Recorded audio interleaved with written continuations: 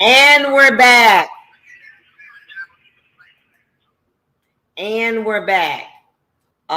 Just to recap, because I don't want nobody calling me and talking no stuff. I'm relying on an article on December 7th, 2021 from Yahoo that basically says that Paulette Michael Lofton, a little-known defense attorney based out of Rochester, Detroit, which is wrong, was appointed by court officials on Thursday to represent the 15-year-old mass shooter.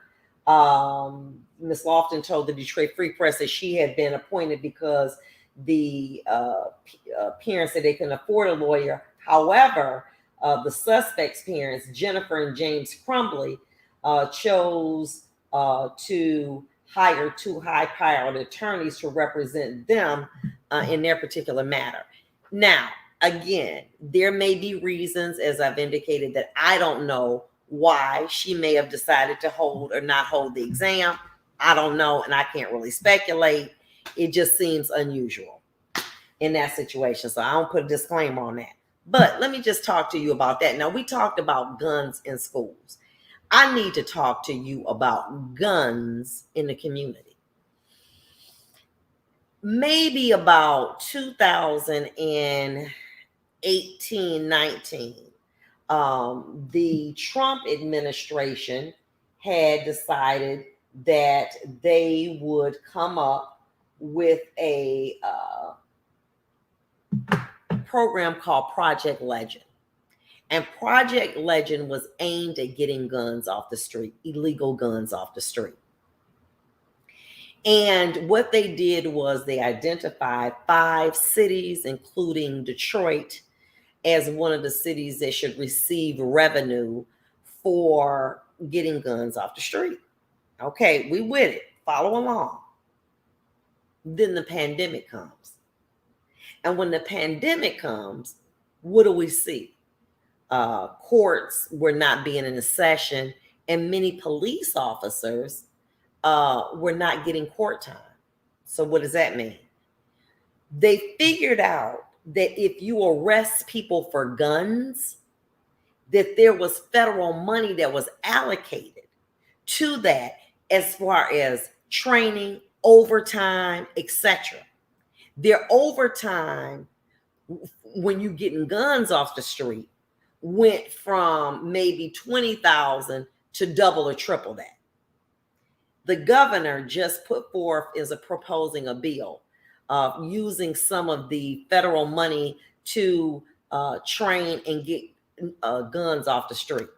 That sounds wonderful, and it needs to be done. But what's happening is many law enforcement people are using this desire to get guns off the street in this funding, okay, to arrest people on gun cases so that they can get overtime. Now, follow along. Many times people, I told you about open carry, the gun has to be completely visible. So if I had a case where a gentleman was open carrying, a receipt dropped, he bent down to get the receipt, they charged him with being concealed weapon, concealment no matter how slight. I've seen situations in which you might have 8 people in a car and they charge everybody with CCW, carrying a concealed weapon. Right now, that's the number one charge of people in the DDC. Why? Because there's money that's allocated to taking guns off the street. So if you're taking guns off the street, there's money that is allocated for the taking of guns off the street. You follow along? So what's happening is, in my opinion, you have police officers that say, oh, that looked like it's a gun in that car. Or he, didn't use his blinker appropriately. And they find a gun, and then now they're charging everybody with guns. There are more people being arrested for gun offenses than it is anything else. And the situation is that the desire is that having a gun is like finding a child. Why you say it's like a charity? Because they're getting excessive overtime. They're not getting more money, but there's more money that's allocated to the prevention of guns off the street. So yes, they taking them off, but the reasons why they do many times is in violation of people's rights. They're profiling cars. So if they see a car and they say, uh-oh, it's got an out-of-state tag and it didn't park, it parked 1 inch from the curb, 4 inches from the curb instead of 2, they're going to stop them. Pretext. If they see somebody get out the car and they say, I think it's some weed, they're going to stop them. I saw this guy, the number one thing, they're going into gas stations, just sitting back in gas stations. And maybe if a guy or girl walk heavy with a coat or whatever, sagging pants, they probably got a gun. Hey, my man, what's going on? You ain't supposed to ask nobody that. But what they're doing is they're using pretexts to stop and search people to find the guns. That is not what that law is aimed at. That is profiling somebody for a shakedown and then sending them to prison, because you know that if you arrest them for gun possession, that you're going to get more money. That there's money that's there for that. And as a result, that's what everybody is looking for. And as a result, many people's rights are being violated. So say, for instance, I'm in a car and I'm driving. I have a valid CPL. I have a gun in my purse. Maybe someone in my car may have been convicted of a felony back in 1985. They're not on probation, something isolated, but they didn't have their rights restored. Do you know if the police come up and they say, I said, well, I'm a CPO. Well, what about you? And they run his name and they find that he's a convicted felon and he did not have his rights restored, they can be charged with felon in possession and felony firearm. Why? Because what we know is that if you have been convicted of a felony, your rights don't automatically get restored. You get dropped from probation, you get dropped from parole, but your rights do not automatically get reinstated. So the average person believes this. Well, I'm off parole, I'm off probation. That happened 25 years ago. It fell off my record, right? It doesn't fall off your record. You're still considered a convicted felon. And a convicted felon cannot be in an area in which they can gain access to a weapon. So I could be able to say, well, sir, it was my gun. But my man over here is a convicted felon, and he's the front seat passenger or the back seat, and your gun is in your purse, and he got access to it. Let the judge figure it out. And that person legitimately can be arrested. That's not what to me, in my opinion, the law is not aimed at that. It's aimed at people who are taking guns, getting them illegally, and doing stuff.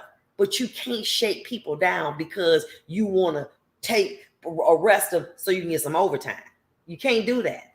And what you see time and time again, I can't tell you the number of people who call me. So that's what people think. Well, an expungement. What is an expungement?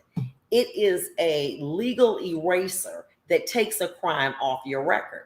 Well, how do I get an expungement? You have to hire a lawyer or you can do it yourself, but it doesn't automatically fall off.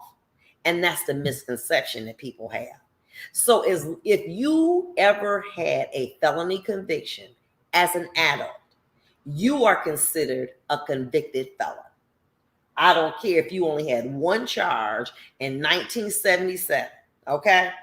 And you were convicted and you were placed on parole or probation and it was discontinued, okay? You are still considered a convicted felon and you cannot possess. Well, what do you mean possess? Possess in the law does not mean like what I'm holding this charger. It means access to and the right to control. So conceivably, if I have a weapon and I'm a CPO holder and my weapon is in my purse and I have a passenger front or back, conceivably, they would have the right to control it if it's in my purse. You get it? They could have the right to take their hand into it and use it. So what law enforcement is doing is stretching the idea of possession into situations that really seemingly are ridiculous. Okay, are ridiculous. But they're doing that.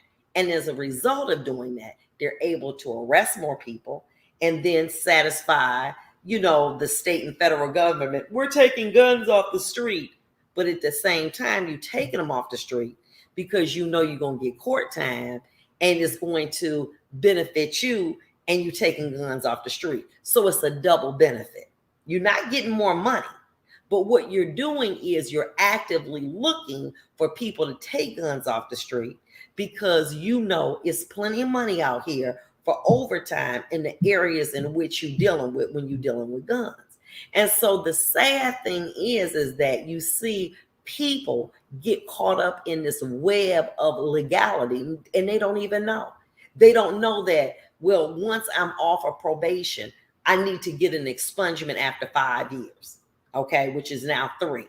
I need to get an expungement because if I don't, it's not going to automatically fall off. Well, what about the governor's new rule that certain felonies and misdemeanors will fall off? That is true after a certain number of years. I believe, I want to say it's almost 7. So the fact of the matter is that's not even up and going yet. It's so challenging right now that if in Wayne County, there are only 3 clerks that are processing expungements. So you could put in for an expungement today and it may not be granted to December of 2022. Why? Because the process is so slow, because there's not enough people processing the paperwork in Wayne County for these expungements. But the fact of the matter is you need to have them. And so many people don't understand the nuances of the law.